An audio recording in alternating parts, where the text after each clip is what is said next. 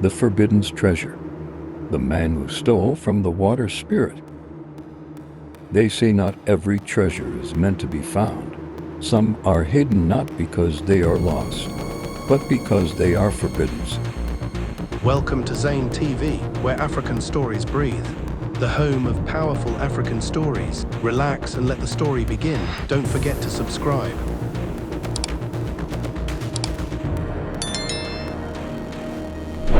In a small village beside a restless river, there lived a man named Okori, a man whose heart was heavier than his pocket. Poverty followed him like a shadow. Each night, hunger whispered promises his faith could no longer silence. That was when he heard the story. They said beneath the river lived a water spirit, an ancient guardian of gold, curries, and forgotten wealth. A treasure untouched by human hands, a treasure protected by a curse. The elders warned, whoever takes from the river will never truly leave it. But desperation is louder than wisdom. One midnight, when the moon set full and bright, Okori entered the river with trembling hands and greedy eyes. The water was calm to calm. Then he saw it, gold glowing beneath the surface, more wealth than he had ever dreamed of. He reached out. The river was silent. The moment his fingers touched the treasure, the water turned cold, the wind howled, and a voice rose from the depths.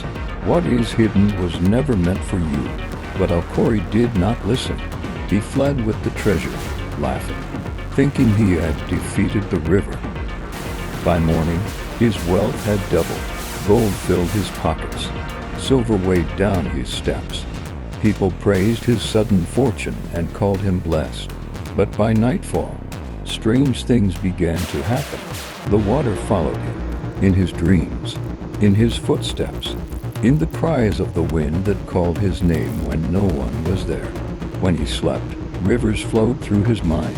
Cold hands brushed his ankles beneath dark waters. Voices whispered from beneath the surface, counting every coin he had taken. When he walked, puddles formed where the ground was dry. His footprints filled with water instead of dust. Rain fell on him alone, even under a clear sky. Every coin he spent returned to the river. Market sellers found their payments wet and smelling of algae. Gold sank through their fingers, slipping away toward unseen streams. Every path he walked led back to water. Roads twisted. Bridges appeared where none had stood before.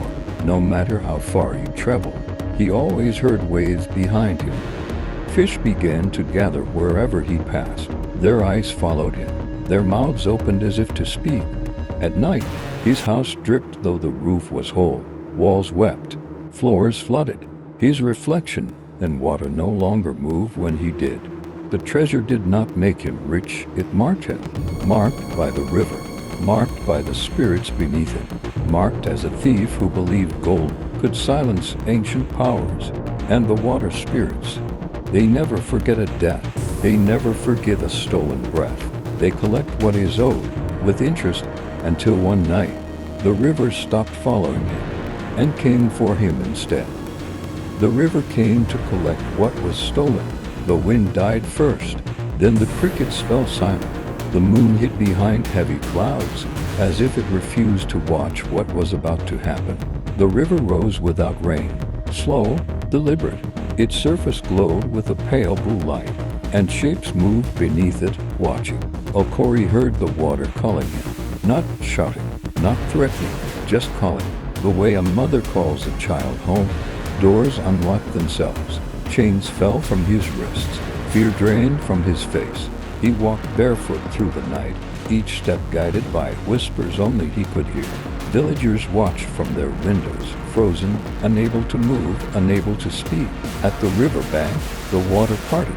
Faces rose from the depths, the same spirits he had fled, their eyes glowing with ancient hunger. They did not attack him. They did not drag him. They waited. Okori stepped forward willingly, his eyes empty, his hands still clutching gold that crumbled into sand before touching the water.